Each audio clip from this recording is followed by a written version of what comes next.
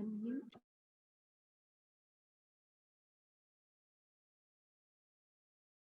working.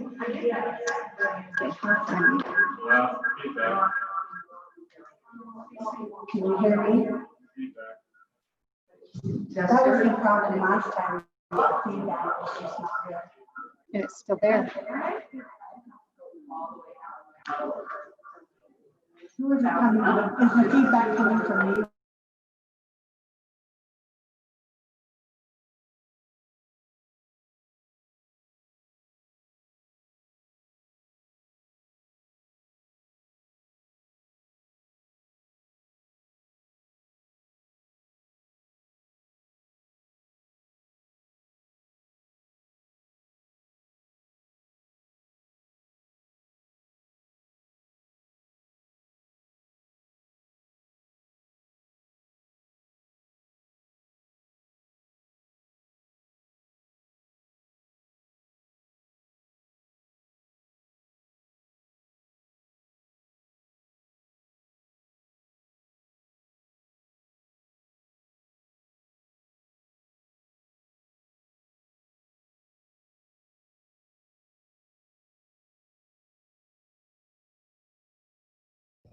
Okay, now we're good.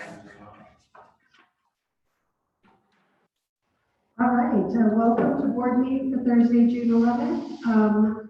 We have in attendance board member Elizabeth Payne, Vice President Linda Johnson, board member Jared Cooper, board member Bill Merrill, and President Cam Anderson, and we have our business administrator Richard Reeves and Superintendent Covington, and then our district staff.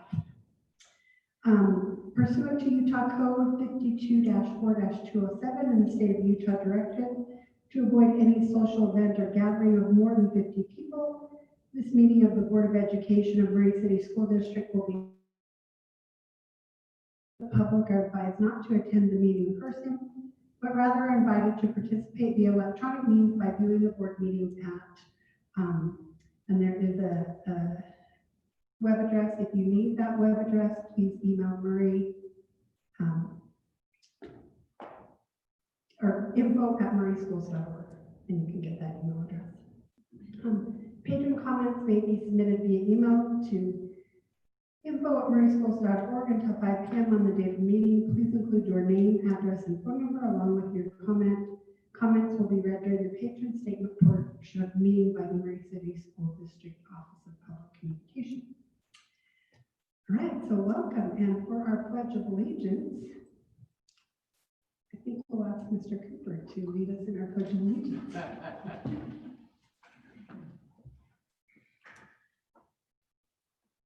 I pledge allegiance to the flag of the United States of America and to the republic for which it stands, one nation, under God, indivisible, with liberty and justice for all.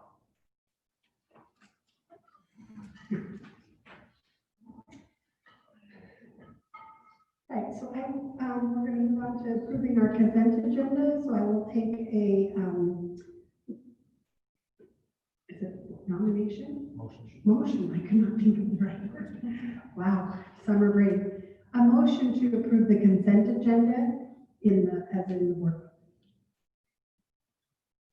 I move that we approve the consent agenda.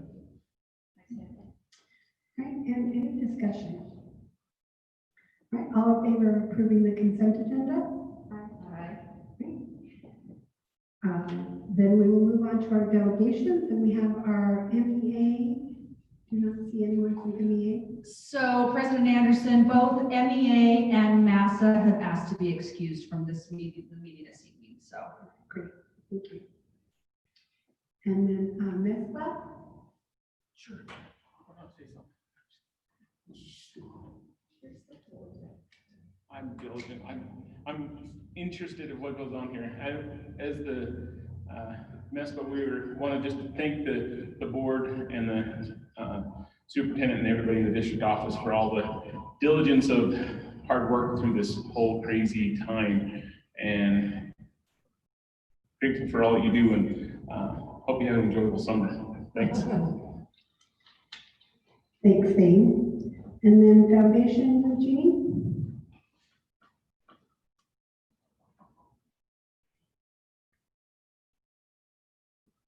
Even with 4-inch heels, I can't quite get that. Anyway, this is our golf tournament brochure, and I'm going to open it right here. And this has been sitting for 2 months. And so I'd like to walk it around, and if each of you could just take a few, since no one has touched it, we're gonna walk it around. You just take a couple or 3, whatever you'd like, because I know that you guys have millions of people that want to come and golf with us. Do you have anybody yet? Yeah, I do. You do have people lighting up? I do. Awesome.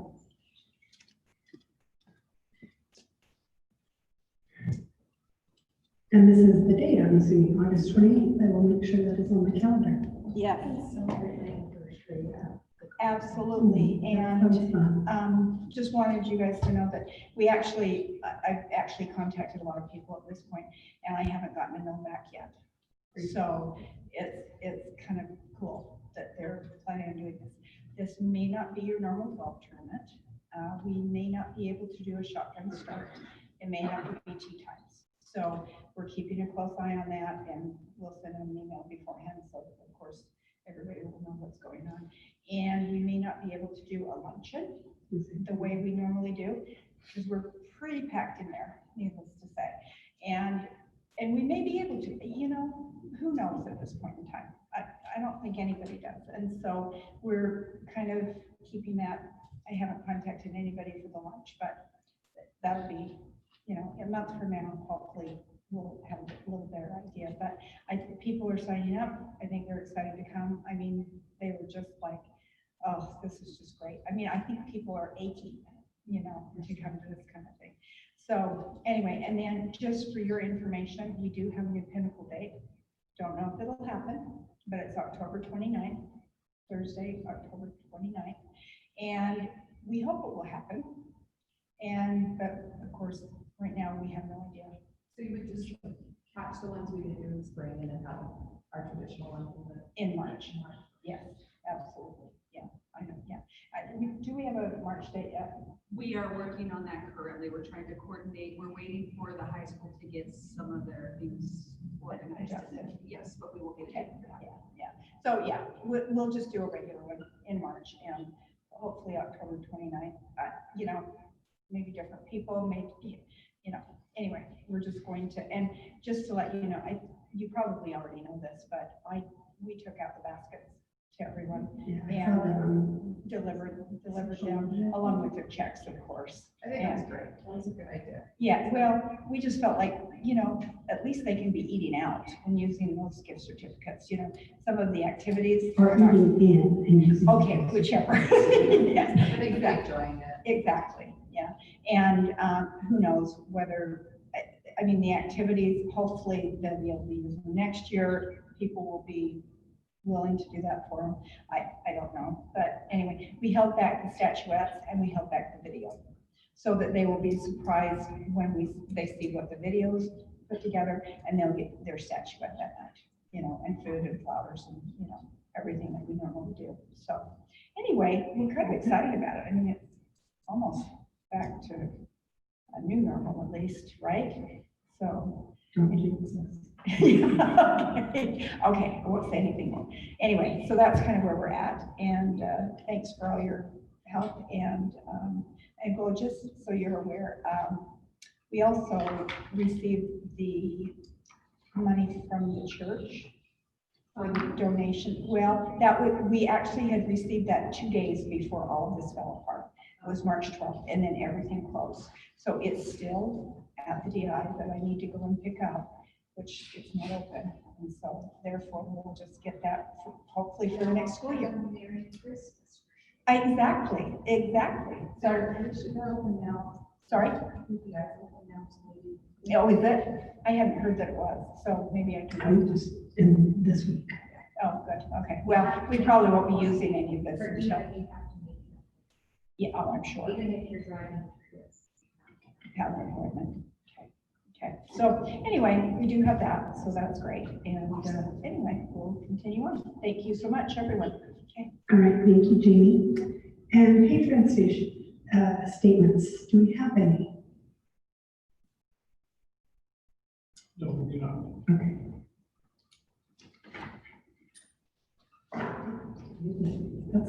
first thing. You've got to clear your throat. Okay. All right, we will start with the report of the board. We're going to start with Belinda. Right. I just can't say thank you enough to everybody in the district over the last 2 months.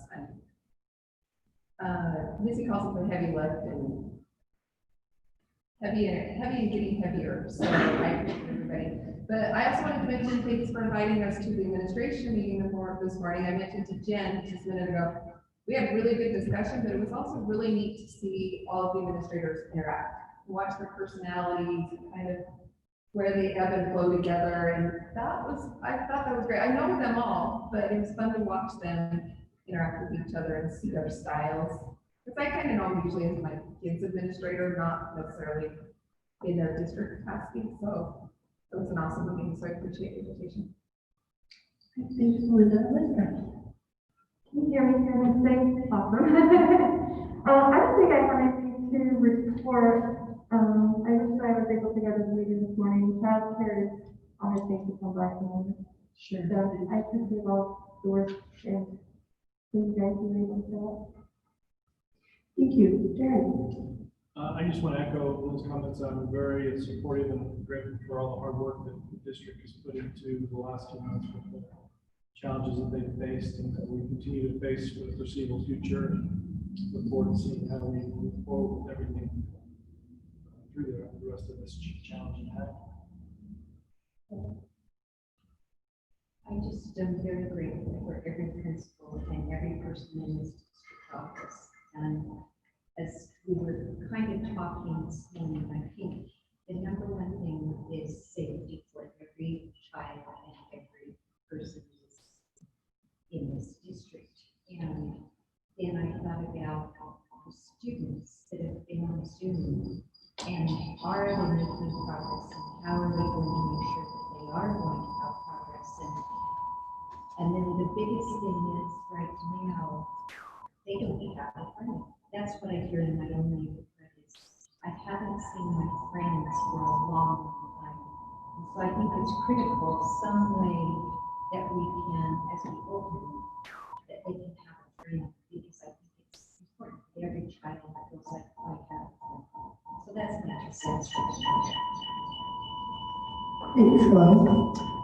I'll echo today was great, and I knew that this was an important meeting to be at because so many ideas and thoughts that I had not thought about, and we have a tremendous responsibility. And I noticed Jen would say the board will approve it. We're just the check and balance. We're just the ones who approve what is developed for you guys to make sure that this makes sense. So I appreciate being there. Wonderful opportunity to see the thought process and all the different pros and cons.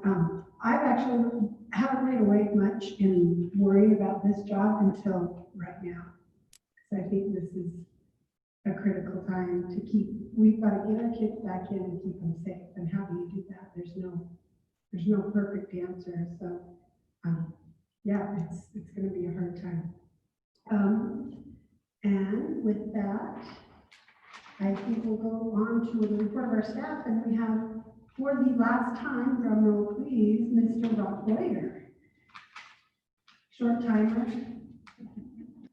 But Rocky, we do want to take a minute and appreciate all you've given to the district. How long have you been here? 20 years. 20 years. So, Dave.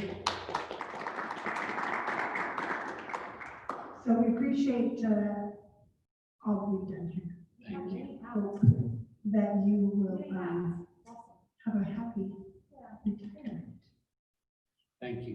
Thank you very much. I apologize for my dress, but I thought I would dress appropriately for retirement. I would impress you with my retirement attire. Put all those ties away, you don't need them anymore. That's right. As you know, every year we do our food services contract amendment. And usually there is a small price increase. And after much negotiation with Sodexo back and forth, they have reconsidered and decided not to have a price increase at all. So the price last year was 172.3, and it's going to stay this year again at 172.3 per meal. So we just wanted to give you an update. I don't know if they need to vote on that or not.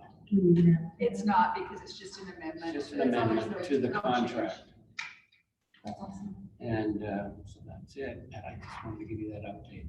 And in my parting words, I want to thank every one of you. I know I wouldn't be in this position without your support, without your kindness, without your friendship, without your guidance and mentorship. You have been a wonderful board. And I know we're in good hands to face this difficult challenge ahead of us. We have you people who are so expert in what you do and so caring to our kids. And I'm so grateful and appreciate my association with you. It has been a pleasure to work with you. It really has been. I know we're in good hands, and I know we're in good hands with all of these administrators. I have never seen people work so hard over these last few months. They are diligently working hard to and care for kids. So I think you can feel comfortable that they'll be in good hands no matter what the decisions made to go forward in this yellow phase, green phase, blue phase, who knows what phase, but we'll be there and we'll be well taken care of. But thank you so much for your kindness and support. Appreciate it. Thank you, Thank Rob. you for the safety committee. That has changed a lot of good things in this area. And just, I would like to just make note that Rock did a great job negotiating the food services renewal. It came in and it was a substantial increase. And I appreciate that he went back and did a really good job of negotiating and really talking about our needs and our concerns. And to get to this point, we were so pleased. And thank you for your whole team who served thousands of meals. And they just got approval. David just told me today, and Jen said, probably knows as well, is we got the waiver to continue with all 11 schools till August 5th. Wow, great. So we will continue to do that if we have our staff. There's some of the staff that need to take July off and things like that. So we might knock one school out and make sure they get to the other 9 or 10. But that's a great thing to have all for the people in our community. I know that has been a huge relief to a lot of families, so that's great thing that we've done, not for our students, but for our community. And even some families that, if it's not a financial, it's a break in their day. We have some kids in our neighborhood that ride their bikes over. It's their midday, get up and move, and they love it. It's like it just breaks up their day to go. They're the way that my kids see their friends. Just to go and get lunch and say hi. Yeah, It's awesome. It's been a good thing. But thank you, Rock. And I don't know if we're having a retirement dinner, makeup retirement dinner, but maybe, we'll see. If not. Rock's house, barbecue.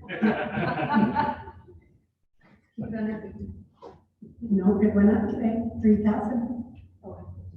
No. You can have indoor up to 3,000 people and outdoor up to 6,000. Yeah, the governor said that. Isn't that crazy? I thought they were holding off. I thought it was effective Monday. He said He still said yellow. today here. He said He said still yellow. They said something. But they changed the yellow. It's still yellow, but they upped the number of people that can congregate. We can bring all our kids to school and yell at them. Yeah. So 3,000 inside? Pinnacle. I better confirm that, but that's what I heard on the news. I didn't. PR guy, look that up. I could be wrong now, so I was like, my husband told me too, and I said, I did you heard get? the 3,000 to 6,000, but I didn't hear the whole conversation. That's unbelievable. Basketball, auditorium. I know, it's crazy. All right, thank you. Missy, teaching and learning. Yes. Superintendent Kennedy, thank you. I realize that I can't just plug in my computers. All right, so Essentials standard setting, and I'm gonna wait for this to pull up, and then Superintendent, if you'll go back to the bottom slide. It has, I'd like you to pull up, I hurried up and put the links there. Will you please do the standards at a glance? Link. I think that's where it's at. Yep. Okay, I think the tabs will load on the bottom, and if you go over the comparisons tab on the very far right. Thank you for driving that bus. Okay, here's what I wanted to get to. So in the Common Core, in the Utah Core Standards, on the red numbers are the number of standards that are in the language arts, just the language arts standards for elementary grades, okay? Only a few 81 standards to teach, 94 standards to teach. And so what all of the researchers, all of the greatest minds say, if you wanted to teach all of those standards in language arts to mastery, which is what we want our kids to do, it would take you 18 solid months of instruction. That's easy. And especially even on closure, that's super easy. So we went about the task of saying, all right, of those 94 standards, 88 standards, what are the most important and what are the most essential? So Superintendent, if you'll go back to the PowerPoint and go to the top, that would be cool. That would be fantastic. But what are the most essential? And so Mike Schmoker, we started the process on Mike Schmoker, which is called a book called Focus. And what he suggested is you need to look for three things. You need to look for leverage, endurance, and readiness. Okay, so I'm going to have you watch this quick video, and I believe the sound will work just fine with an embedded video on that second slide, maybe. Yeah, I just can't get it to share, so let's just see if we can just go to the video and just watch it on this phone. Okay. Oh yeah, it's Zoom doesn't let you like share like the slide thing. There's not anybody. And do we have anybody that's doing it? So. We can just do it. And while we're waiting, I will confirm that it is 3,000 indoor and 6,000. But it says cultural events and activities. So what is that? Cultural events and activities will now be allowed in areas that are in the yellow designation. Football is culture at In my house. indoor events will be allowed 3,000 attendees and outdoor 6,000 attendees. Okay. So I want you to watch this video about how essential should be addressed. And there is sound, but it's free sound. It's okay. Super fun in Zoom. Is there anybody besides us on board? No. Here we go.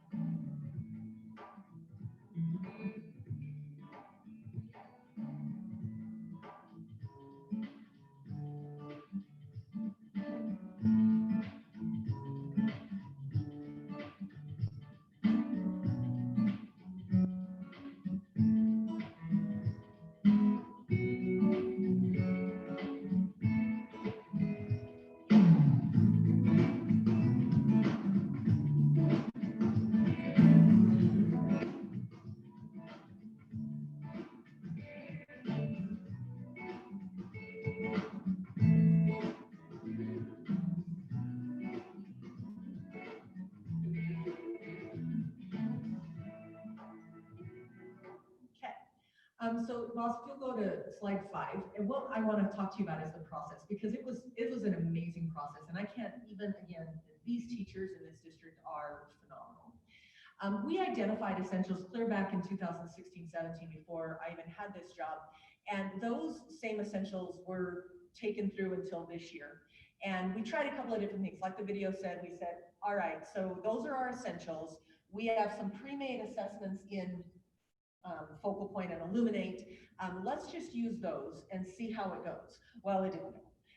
Starting in September this year, there were a number of concerns. The number of essentials that we had identified and when those are being assessed. Okay, so the sequencing was all wrong, and we heard that from PLCs, all of that stuff. So next one.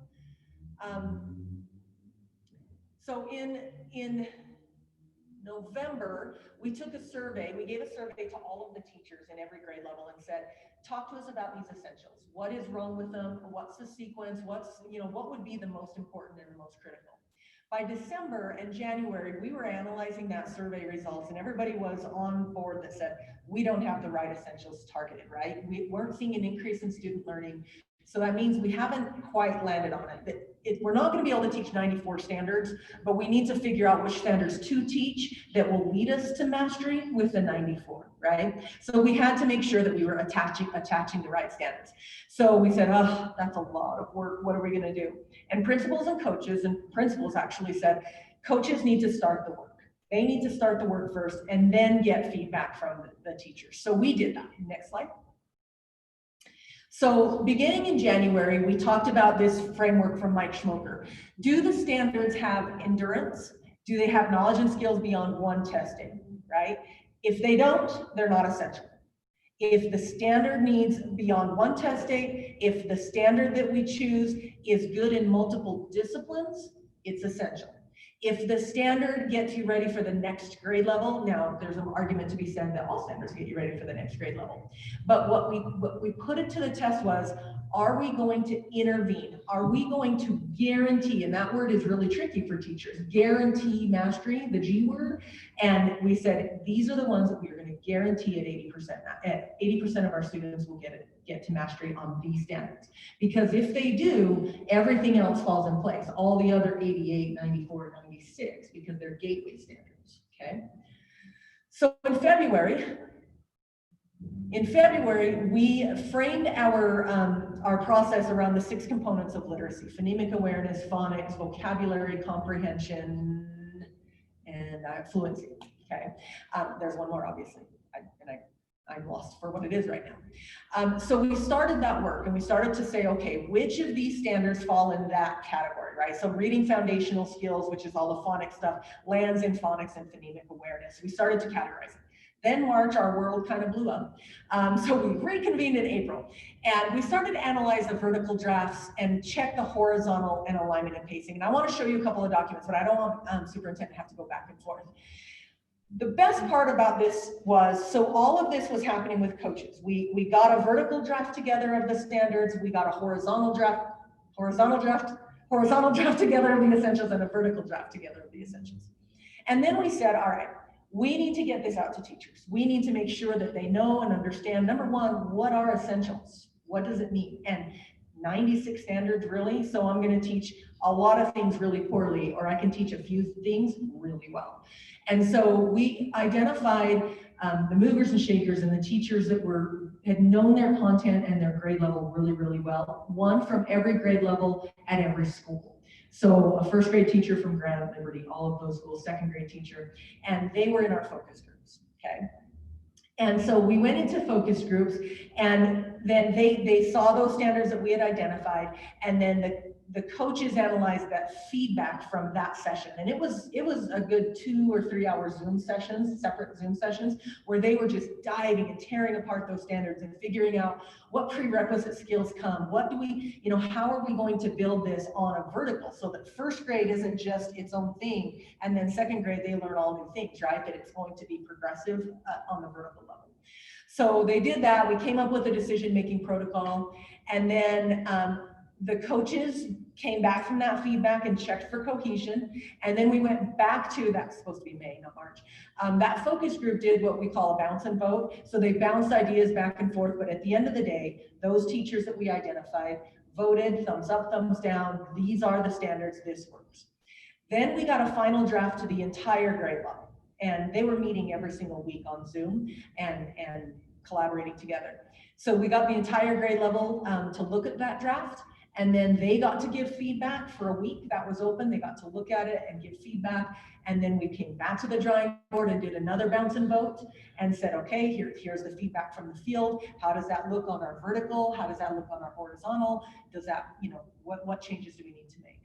And so then we got this fantastic document that I think everybody had feedback into, and everybody knows and understands the why. So superintendent, if you'll go to the vertical, go there. And open the vertical progressions. This was pretty cool. So we took each of the standards. So there's reading literature, reading information, reading foundations. And if you go across, you'll see the grade 1, grade 2, grade 3, grade 4, just for reading literature, okay? And the red indicates the essential standards identified at that grade level. And so what we were doing here was making sure that third grade wasn't identifying some weird standard that never gets addressed in second grade or fourth grade. And that the fourth grade standard goes up to fifth grade, that kind of stuff. And if something dropped off, we had a conversation with the grade level groups that said, why? Why did we decide in third grade not to do that? And fourth grade we didn't, and we did. And so there was a rationale behind all of those, and every single teacher knows and understands that rationale. So we did that for every single standard. So superintendent, if you'll go back to the PowerPoint. Only the red are the essentials, and I'll show you what that looks like now. Just click on the teacher feedback real quick. This is what was so cool about this process, is that every teacher, every grade level got to give feedback on the standards. And if you look at first grade, so we said, give us feedback on the phonemic awareness, phonics, fluency, vocabulary, comprehension, and they got into it. So these are different teachers at different times over that week that were asking really valid and important questions. And the coaches need to go back and say, okay, here's what my feedback looks like. What does that mean? And then go back to their focus group and do the bounce and vote. That's what we call the bounce vote. We kept bouncing back and forth between the focus group and the whole grade level. So I just thought that was really important for you to see how many people really dove into those standards and gave feedback and really tried to understand the why and create a cohesive document. So if you go back to the PowerPoint, and if you go to the final copy down at the bottom, this is what the document, the final document looks like for second grade. If you can minimize it, superintendent, so that we can get that table in, just so that they can see the, maybe, oh, there we go, perfect. So this is what it looks like. We have pasted out, and the teachers are the ones that pasted out term 1, term 2, term 3, term 4. You can see where it's taught, when it's taught, which quarter, and what standards are going to be taught. And what this means is that, say L4, well, L4C, use a known root word as a clue to meaning of unknown word in the same root. That is going to be taught and mastered by the end of term 3. L4B is going to be taught and mastered by the end of term 4. RL, and if you'll go down just a scotch, you'll see in comprehension, you have reading literature and reading information text. They teach those simultaneously, so you want to learn how to do comprehension skills with both information text and fictional text. So I loved how they came up with this format, and it looks the format is very similar, and the why, and it rolls onto the vertical perfectly. The next step now is to create assessments based on that scope and sequence. And this is really critical work now, especially as we consider our phases to recovery, because we're really concerned about pacing with having digital options and those kinds of things. This is going to be a roadmap and a guide for our teachers to be able to follow, know that they're on board and on the same pace as everyone else in the district, and kids that are floating in and out of digital learning will be able to stay on track with their learning throughout. That's the clearest one I've ever seen. Yeah. Like, I mean, it's not so, it's overwhelming, so it's giving me a part of it, you know. But it's not as some of the lists that we've had. Yeah. And then I love how it's the terms. And what the teachers had requested when we did the final meeting, they said, we love this, and they know and understand those standards now really well.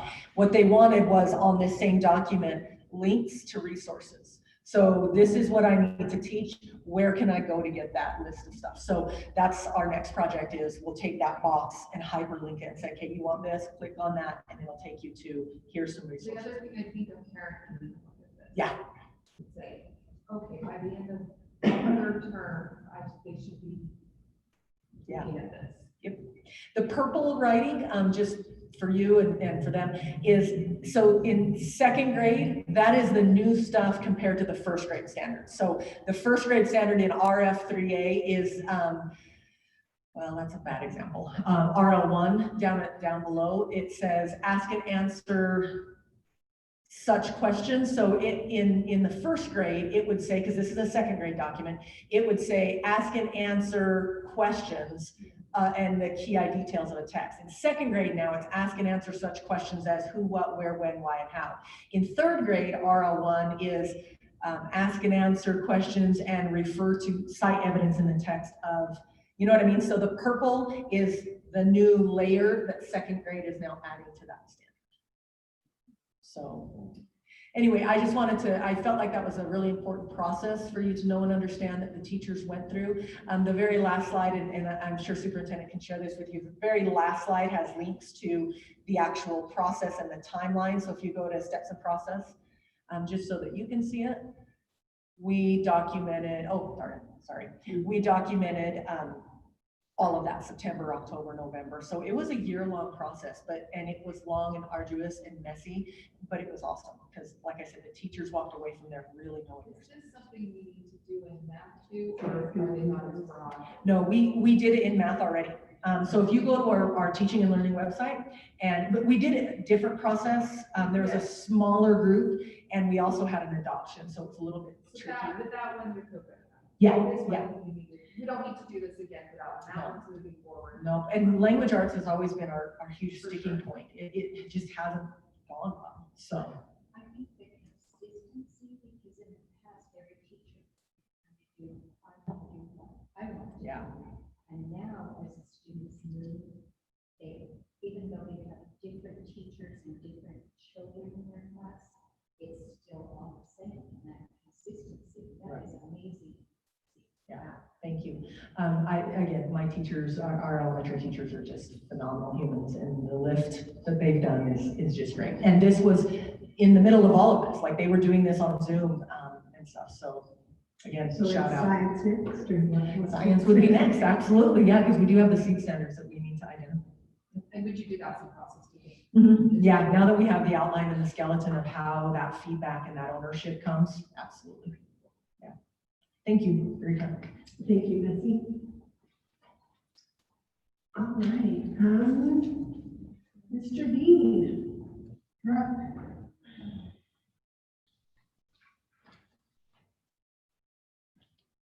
All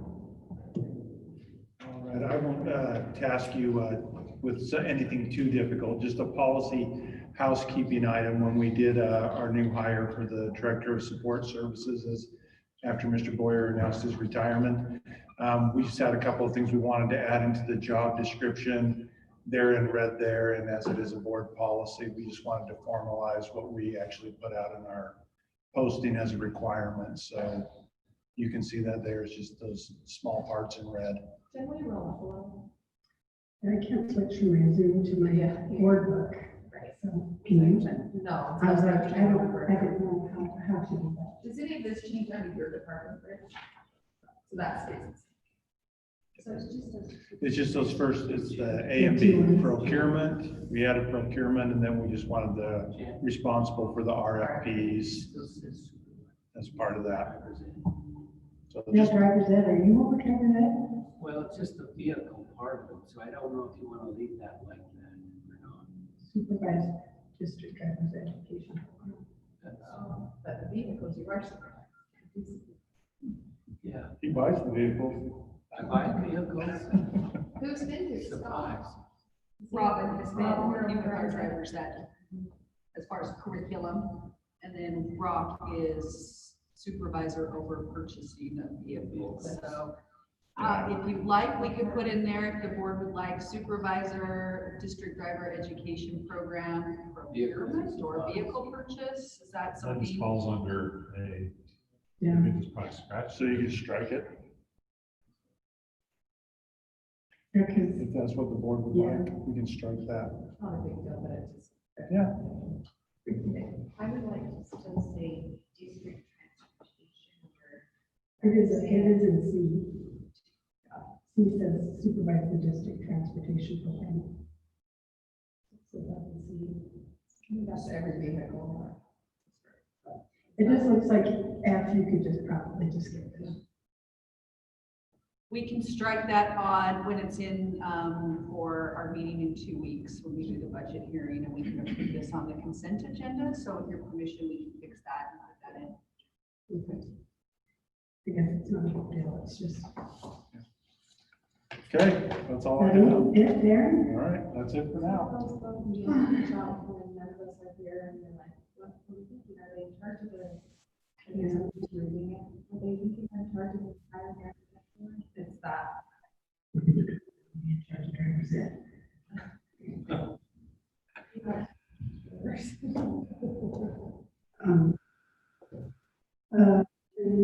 Okay, the third tab, the third tab.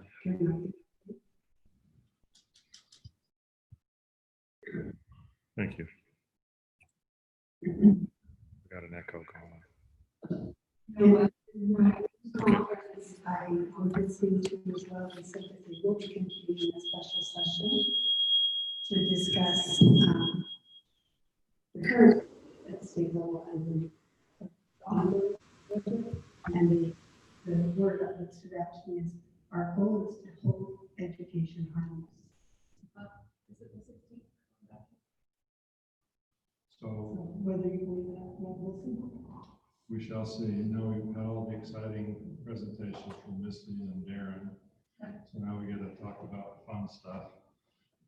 As you're, I'm sure, aware, after the legislative session officially ended, we had some things going on with COVID, which obviously hurt income tax collection. So as part of this process, the legislature told all state agencies to prepare a budget that had the option of including a 2%, a 5%, and a 10% reduction. We told the education community to approve budgets that were just the carryover of this year's budget, so just the base budget moving into next year, with the possibility of having to adjust those budgets based on what happens next week. As President Anderson mentioned, and next Wednesday or the 17th, Executive Appropriations Committee will meet to review the most recent revenue projections and make the decisions as to where revenue, where cuts, budget programs, et cetera, may or may not be cut. It is our hope, of course, that education is held harmless, but nevertheless, the Public Ed Appropriations Subcommittee, as well as all other legislative appropriation committees, were tasked with the job to go through these cuts. So, based upon the Public Ed Appropriation Subcommittee, their recommendations, I took their recommendations and listed all of the line items that directly affected Murray School District. Not all of the cuts impacted our school district. There were several line items that were state board specific.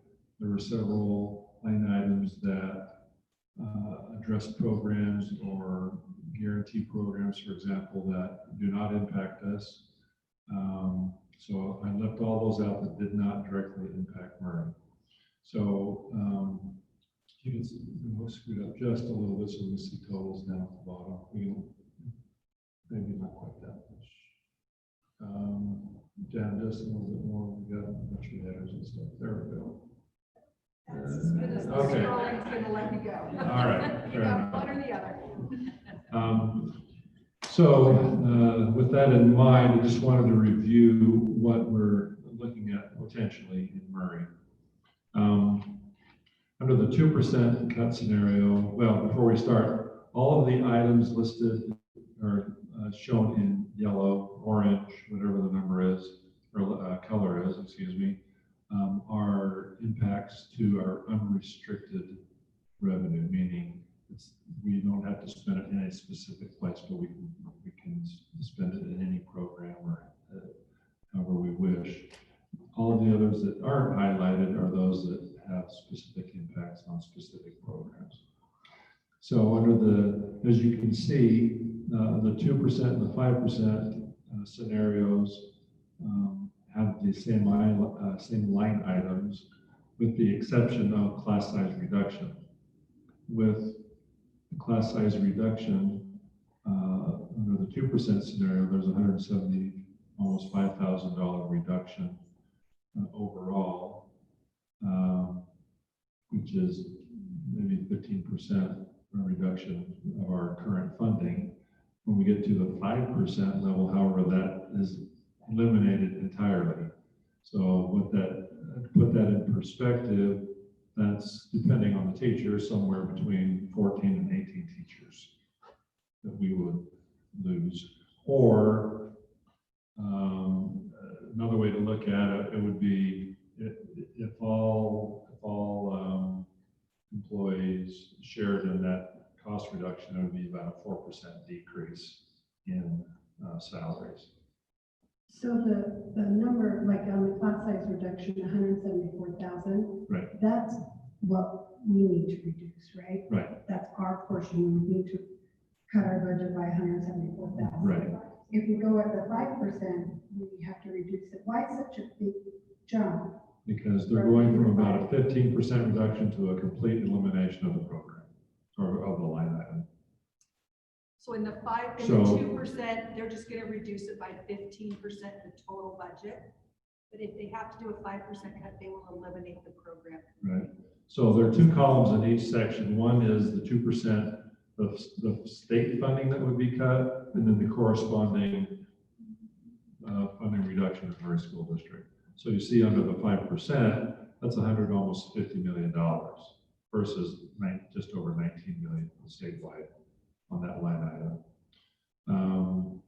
I don't even want to get into the third section, the 10% reduction. I mean, you have that in your board book, you can review it. I'd rather not look at it, honestly. Honestly, my personal feeling is that we're not going to get there. I hope we don't get to the 5. But as I mentioned earlier today, I think politically that public education maybe see some cut. It may be smaller than other state agencies, but we could very well see some reduction in our funding. So the flexible allocation, that used to be the line item for Social Security and retirement. That was changed several years ago they called it flexible allocation, and then determined that since it was flexible, they could cut it, and so they did. And it used to be statewide, I can't remember, the number was 50, 60 million. It was a big number, and now it's just 7.8. So that would affect the $73,000. The CTE add-on line item, that's CTE specific, so the program would have to reduce their expenses in their program to the tune of $54,000. School library is very minimal. Math science opportunity for teachers, it used to be a U-Star program. That program, Assistant Superintendent Bushnell has already made plans to not utilize any of that funding next year, even before these cuts came out. So thinking that perhaps they may need to tighten the belt a little bit. So if that is reduced by the 142,000, that program is eliminated, then that really won't affect us. That's already planned have to be eliminated anyway. Competency-based education grants, that's a 10% cut at 10,000. CPR training, minimal 1,400. We bought some AED machines this year with it. Foreign exchange, that's, we get funding if we have foreign exchange students. We had 4 this year. Then the class size reduction. We could still do the foreign exchange, but we just wouldn't receive any funding. And so then if you can go to the bottom, superintendent, just see that, there you go. So then the totals above the double underline are the total cuts for the district, and highlighted again in the orange yellow is the impact on the unrestricted funding of the district. So you can see it's a big jump from, it's not a linear jump from 2% to 5%. It goes from 264,000 to 1.44 million. So hopefully we don't get to that 5% level, or anywhere between 2 and 5%. Hopefully we're in the 0 to 1 or 2. Not that we want anything, but hopefully it's, you know, in that range. But we will see. We'll know a lot by the end of the night Wednesday, and then the legislature will pass all the necessary legislation to codify recommendations of the Executive Appropriations Committee. So The 10% to me is like every, so I've been on the board 10 years. That's like every weekend. Like transportation. a long time. Yeah, It's taken us a long time to get that much. it's a big step backwards for sure. Yeah. It's crazy. So any other comments, questions? I think we all need to call our representatives. Absolutely. Senators, and encourage our neighbors to do the same thing. Absolutely. Yep. Anybody that you can talk to, please talk to, email, text, whatever, just to share your feelings about the cuts. I know it's a very difficult time for educators with all of the COVID that's going on, the impact of that.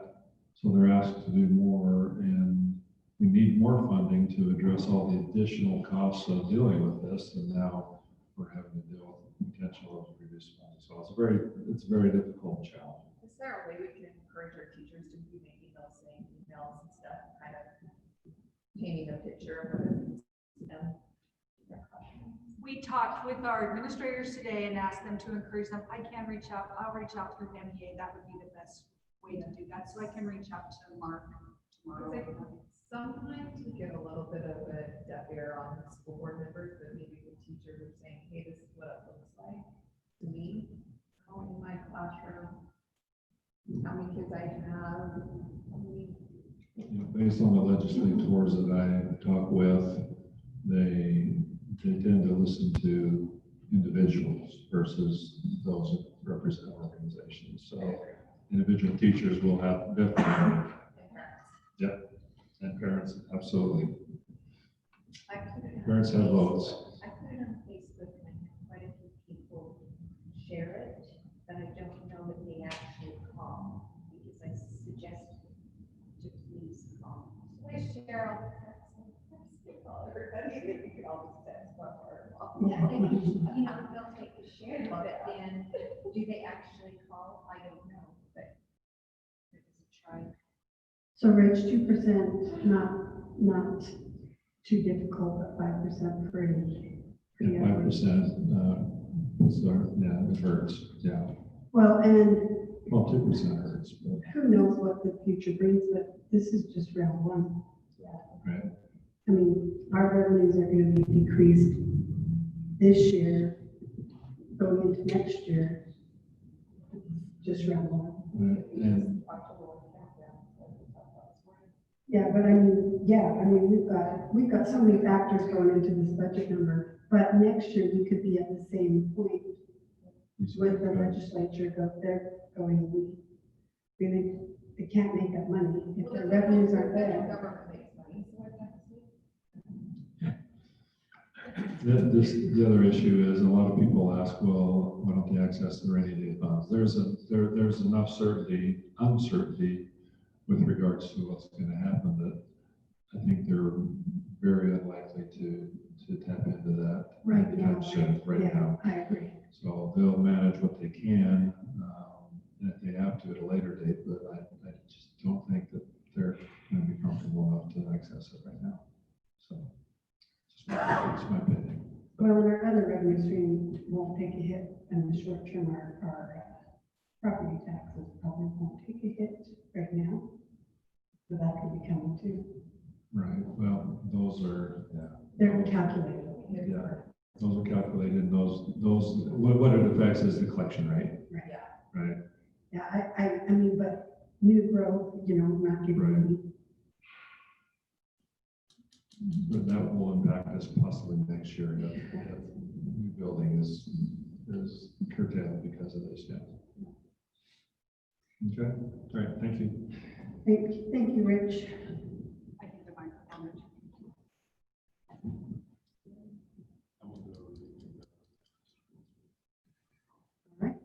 Superintendent. Okay, for my items, the first item is of summer travel. We had two entities that had been approved to have travel when we had done our travel earlier on. One was the Murray High School Spartanians. We're going to Logan for a leadership conference, and that was a small group of girls participating in that. And the other was Dance Company going to Snowbird in August for an overnight stay.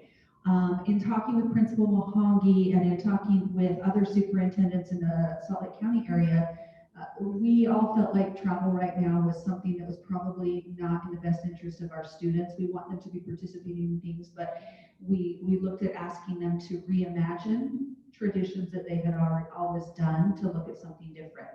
And so in talking with the drill team, it's my understanding they are good. They are going to look at a different way to do the leadership conference. It's kind of just a retreat that the girls themselves. So they are going to look at something where they can certainly gather together, but not do an overnight stay. I did get a request from Lisa Lloyd, and she asked me to read this to you. She asked the board to consider letting her go to Snowbird, and so I said I would take it here and we could certainly discuss that. She said, this has become a pretty significant event for these students just before we begin the new school year. One of the things that has contributed to the Murray Dance Company being so successful for so many years is our commitment to our traditions.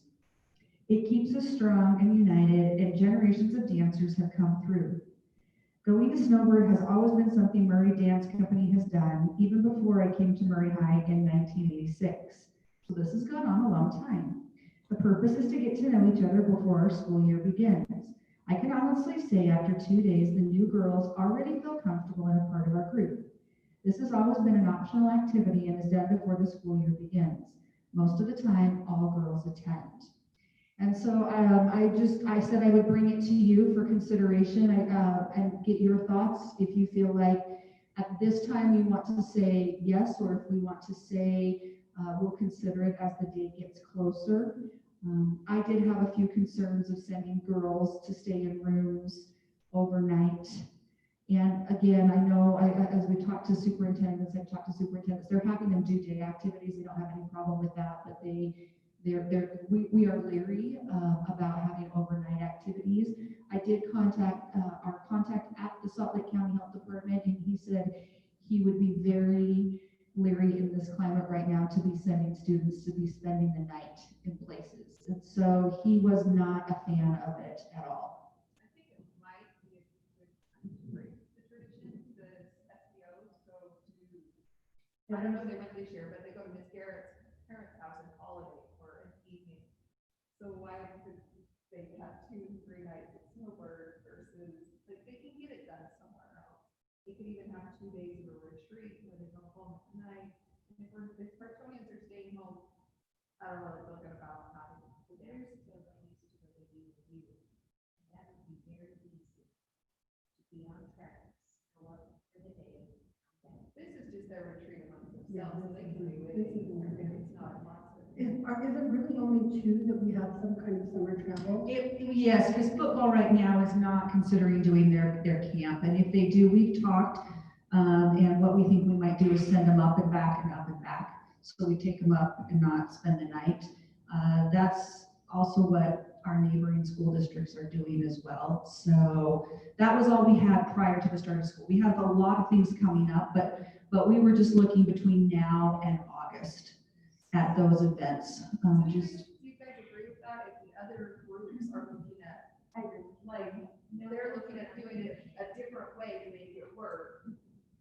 I don't really think One group, a pass. yeah. That's what I think. I get her tradition, I get the Murray tradition. And The maybe, girls get to know each other. We might have to work harder about that to get to know each other. and maybe we do travel similar to the red, green, orange status. In red, obviously not, in yellow, no, but in green, maybe, I don't know. But, I mean. We could certainly do that if we wanted to, it's August, I believe she wanted to do it the first week of August, and I'm not sure where we will be in August, and I'm not sure, and that's in a different county, so we could very well be in green, so, Summit County could be still in yellow. So, and I think we could also say at this point, it's no travel, and we can look at it as we get closer, or we could do it under the phased guidelines. I did get a little nervous when I called and talked to the health department, and their guidance was, but again, that's in our current condition. He would not recommend that. It's like they're leaving us at the same color, but we know it's getting worse. Yeah. They're just not changing the color. I think as far as planning going forward, the other groups are going overnight.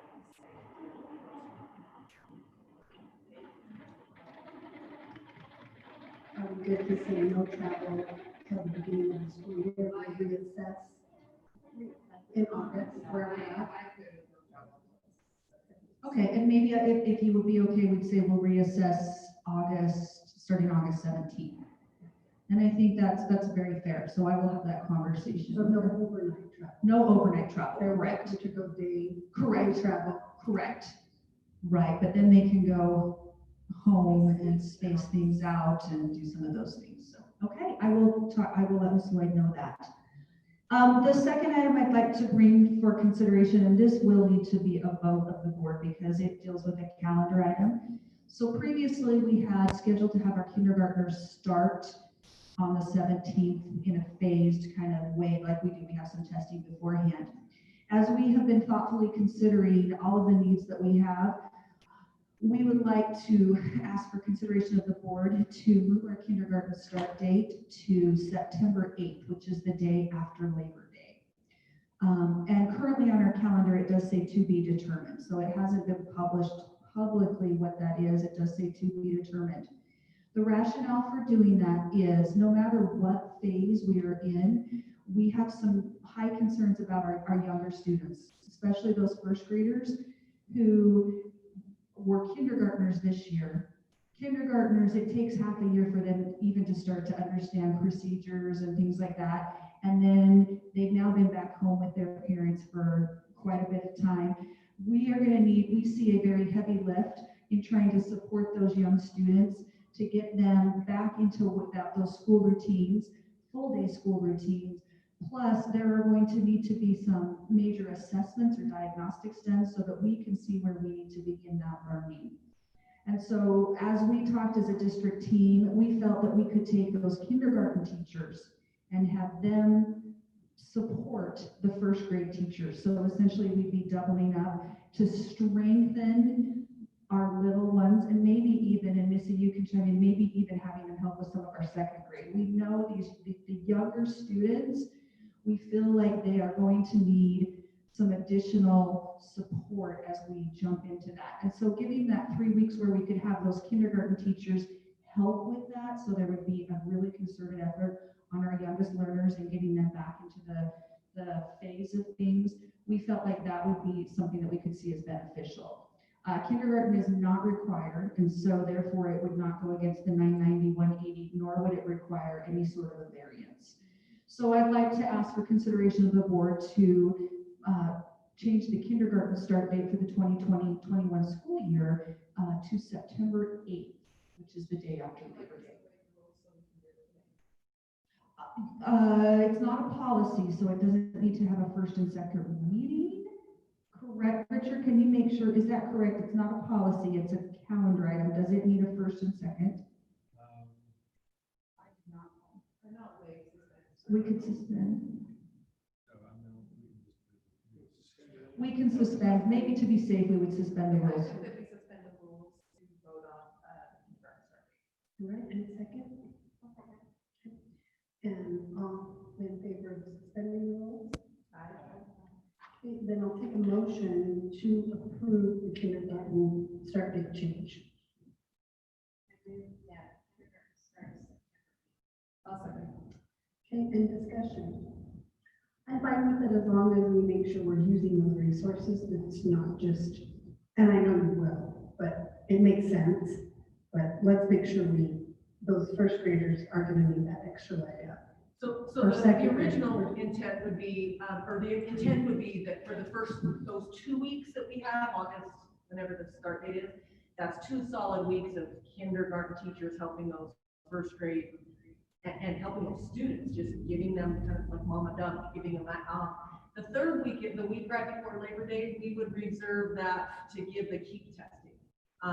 So that they can do that one-on-one testing so that we have the data that we need. Like they traditionally done. Yeah, well, yeah, that, they're, so it's really 2 weeks, and yeah, I can absolutely see a need for those teachers to help us out. Okay. So all in favor of changing the kindergarten start date? Aye. Okay. So there you go. Thank you, we appreciate that, and we will absolutely make sure we commit to doing that, and we'll get that information out Monday as far as what the date is, so our parents and families can begin to prepare for that. And Jen, I think my second, or I have to ask for opposed. Is there anyone opposed? But on the kindergarten start date, is there anybody opposed to that? No, I think if we don't do that, then our notes could get kind of fluffy. So sorry about that. So that is approved. Thank you. The third item, and I may just ask Darren just to quickly talk. So we wanted to, and this was an agenda item that Cammie asked me also to put on here so we can kind of jointly do this, talking about commitment to equity. And I want, Darren Dean has headed up our equity committee. And I wanted to ask if maybe Darren, you could just kind of give a little overview about what that committee is, what they're doing, and then we can turn it back over to President Anderson to direct more of that conversation. Oh, sorry. So the equity committee formed this year out of a grassroots effort that organized at Parkside Elementary. They were meeting after school, felt the need to talk about issues of equity. Missy Hamilton was invited to attend. She brought that forward to our district staff meeting. I talked to superintendent and kind of formalized it from there to form this equity committee, which got going right around the COVID, the pandemic time. So there were some meetings going on. We've since opened it up to district employees, and we haven't got out to parents yet. It's in its initial stages. There's about 35 educators, and we've got one parent so far that was on it from the start at Parkside. But it was to look at all issues of equity across the board, sexual orientation, gender, AP class equity, who has access to those classes, racism, everything, any issue with equity. So that's why this committee was formed. This statement that you have before you came from the equity committee just after right after the death of Mr. George Floyd and the protests started. After that weekend happened, our chairperson is Kara Cerise, a third grade teacher at Parkside Elementary. She gave me a call and said, hey, are we going to have a statement about this? Are we going to say anything? Are our voices going to be heard? I said, good question. So I talked to the superintendent. I met with part of the equity committee, and we worked on this statement. Doug Perry was part of this. We spent about an hour or so working on a Zoom meeting where we could put this statement together to say that we're committed to equity in our district. Now, this is geared more obviously towards racism and what's currently happening in our country, but so that we can make a statement about that as we have students and faculty that are deeply affected by this. And so that's the impetus for this, is how this came about. And then yesterday, as part of our district leadership team meeting, we did spend time, we started talking about issues of equity. And when we talk equity, we really brought in that to race, culture, and identity, and looking at equity issues across all of those lenses. And so we talked as a district leadership team with our administrators specifically about our commitment and our collective commitment to look at being better and how we can improve on that. If you recall, we did bring Dr. Parker in as our keynote speaker last year as the kickoff, and he did talk about implicit bias. Robin, if you want to speak to anything, Robin had already been looking at how we can bring him back, including also inviting the Inclusion Center in and doing some different things.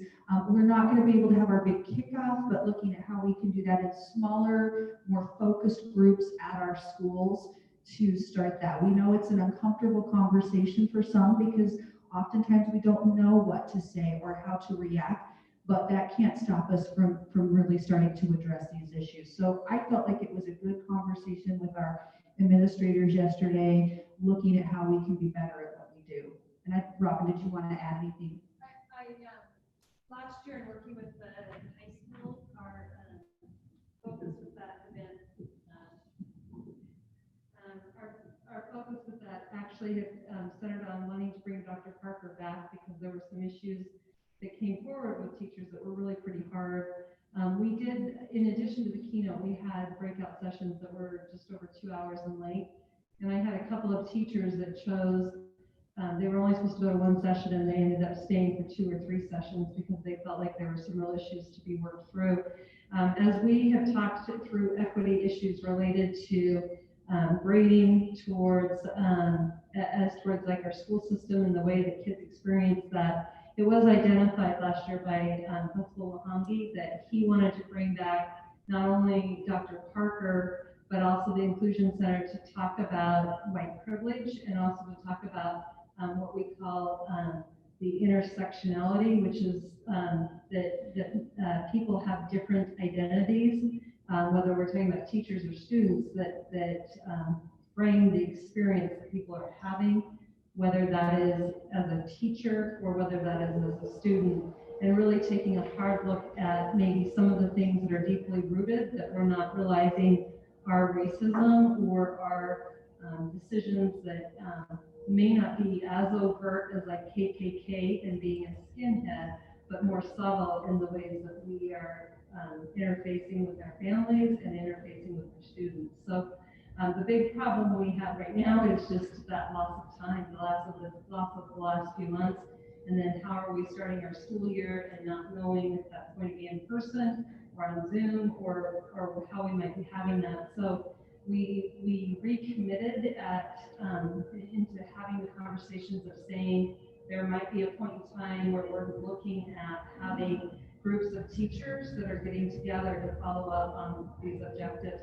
One of the things that the group that does the training on looking at white privilege said to us is they are not willing to do a great big group of people. They want it to be very intimate. They want it to be like no more than 10 people at a time, so that nobody is allowed to be anonymous in those groupings, and instead they have to put themselves out there to who they are as a person and really take a hard look at that, those interactions that might be happening. So in my mind, and listening to that and thinking about this pre-COVID we had identified that we were gonna do some things with the kickoff.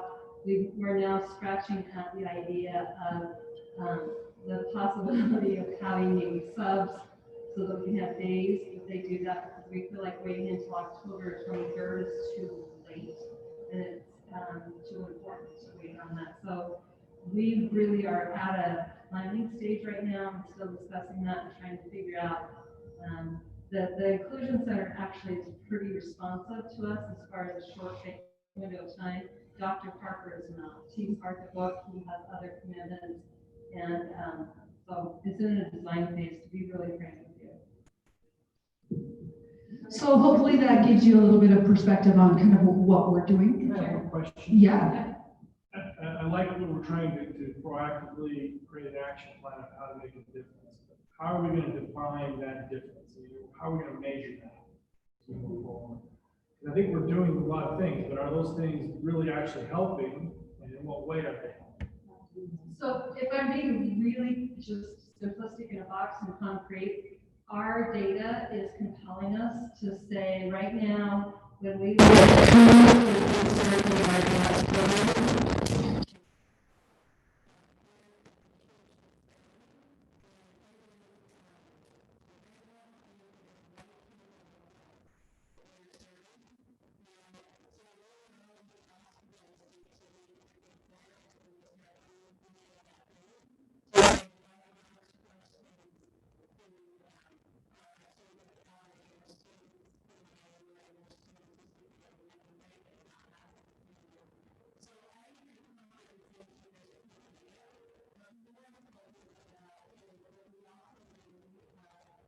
disenfranchised youth that I think are reflected in our dropout rates. I think they're impacted in our attendance rates.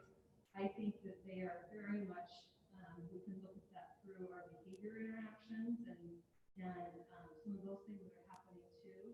And it warrants us being okay with saying we have some hard data to say that our kids here aren't getting access to the programs, why not? But I think on a bigger scale is more of that qualitative piece of things too, that comes into the actual experiences of our families and our students. And some of that data come through on, what's our survey where we ask the kids, like, if they thought about suicide, those disenfranchised. We have both sharps and then also we've been doing Casey. I feel like that might come through on that too, if kids are feeling more, safe and differentiated in the schools, connected with school. Correct. I think with Jared, your question, at first when you asked me about, there's no way we can track, how are we tracking if we are inclusionary? But your numbers show that we already have proof of movement. So if we watch those numbers and do some of these things, maybe we'll see change in those factors. When I see the teachers, for example, all of your athletics or dancing or music or whatever, that those teachers can reach out to students that would never think of it themselves. But if they had a teacher say, I would really like you to come into my class. And I think because the kids aren't going to just jump in those classes. So if I may too, one of the things that is essentially a unilateral decision with Missy and I is when we got that data back, we went through the training at the state level, and we are actually changing how we are going to identify gifted and talented. And it is one of those we have to ask. It's one of those that we have the budget and we already have the compelling edict from the state to say you need to change things up. We have forever have asked parents via Peach Jar flyers and teacher recruitment. We've asked people to bring their children in on a Friday night and then a Saturday morning. And it's a very lengthy assessment. It's about 6 hours of time, but we're asking people throughout the district, if you're brave enough to bring your child over here, we will assess them and decide whether or not they can access the gifted and talented program. And we're going to flip that. We're going to test every kindergartner, and we're paying for that this year. to just say, we might be missing kids whose parents don't speak English, whose parents don't feel comfortable with the system for whatever reason. And we also know that some of our behavior problems are brightest kids, but they might not get referred for a gifted program. And so really capturing that piece of things to say, we'll start taking care of looking out for you. And that is one of the questions that I continue to ask our administrators and often our teachers is that I'm pretty fierce as a parent because I'm confident in the system. When I moved my daughter from Park City to Skyline, first of all, I was told that they didn't have open enrollment in Skyline, and we were closer to Skyline than the one was. They told me she couldn't get into the IB program, and I said, excuse me, that's not an okay answer. And the short of that story is that I want that same availability, that same fierceness that we wrap around to take care of the students, and that we're fostering that environment. They all have brilliance and should have that opportunity. I love some of the opportunities we've already come through with interpreters and options of how to register, and the language was a huge barrier for a long time in the district, and that's not perfect yet, but you guys have put a lot of things in place to make language not a barrier. We just have to keep working on other barriers that are there. All right, thank you, Robin. Board, any other questions or concerns? I know Elizabeth, you had sent an email regarding, some data from Jen. Do you have questions, concerns? I don't think I have questions. I was thinking that we might want to consider looking into bringing in local people who know more these issues to come talk to us, give us some more ideas on how to approach them. Would that be something the Inclusion Center would maybe come talk to the board as well? I think they definitely would. And I really have high regard for Dr. Parker as well. He did work with the Salt Lake City Police Department a couple of years back on issues related to racism. And the Inclusion Center, the thing that I love about this intersectionality that they teach us about is that it's not just one little box. Like, I can't just say I'm white. I'm white, I'm female, I'm a mother, you can add in your religion, you can add in a lot of different variables there. And one of the things I love about what they do in this training is they get after the fact that life is fairly fluid. And I was talking with Jen the other day and said, some things that you're faced with, it's absolutely going to be a decision that you make from a mom standpoint versus a superintendent. Right? Educator, and think about those times with us. You can even go to my stories where all of a sudden it doesn't matter that I'm a district director, it very much matters that I'm a mom. And so talking through that, and I think the really important, powerful message of the Inclusion Center is that they rarely encounter people who are overtly like this terrible person. Okay, like the pointed hat people are very few and far between, and they stand in their rocks, right? However, there's a lot of subtleties that they can get after that can help us understand that many times our decisions we're making are deeply rooted and automatic, and yet they need to be brought forward. And so I think that they would very much welcome talking to the board. I think that they very much would welcome opportunities to train a lot of our employees so that we can recognize the subtleties maybe of the disparity and the ways that we may not even understand that we're impacting people. The board don't want to talk about that. I just love the idea that the Inclusion Center to me sounds like it's everything. Are we discriminating on race, age, sexuality, any of those things? It's that whole picture. I like that, what you're saying about that's what they kind of stand for and what they're working on. So we have to talk through. I liked what Riverview did last year, and I wish I could remember exactly how it is, but it was about kindness, and every student was asked. And it really made a difference in that school, because suddenly they realized, I can be a friend, and I need a friend. Yeah. That's a big banner. So is there any value in finding out what kind of time frame they think they would need to meet with us? So we understand, is it an hour, is it a half day type situation that would be appropriate? Just so we understand how we can then incorporate that and what our next steps would be. It would be at a retreat, or it would be a separate meeting. Or is this study session like? I do think we have to be, I will put this out there, I do think we have to be really careful who we invite into our study sessions and into our meetings, because it can open the floodgates. So we just have to be really thoughtful of who we bring in and why we bring it in, that we have a rationale why they were an important group, that we saw value in them coming in, we're just not. Because I will give you an example that's way out of here, but at Activity Association, they kind of opened the door to groups. And now every time we meet, we have a club soccer group, we have a lacrosse group, we have, and it just opens this door. Everybody can come and give their say. We just have to make sure we're very mindful of. Because if one group gets to talk, the other group gets to talk, kind of, just be mindful. Which elementary has the buddies?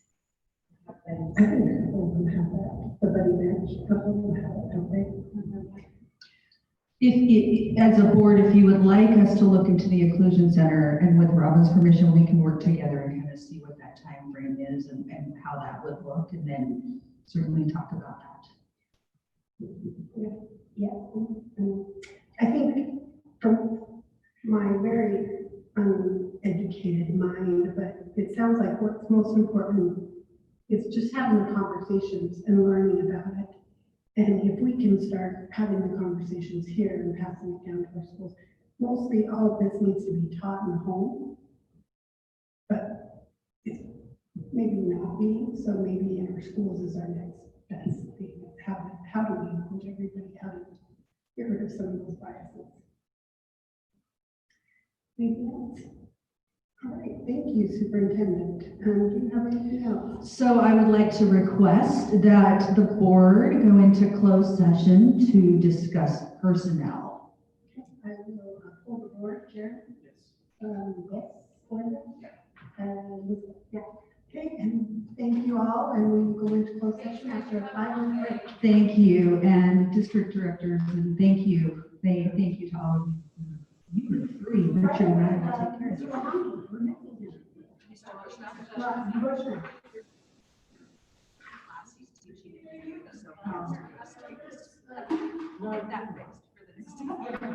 No, I don't think he passes for that, does he? There's a two little black things.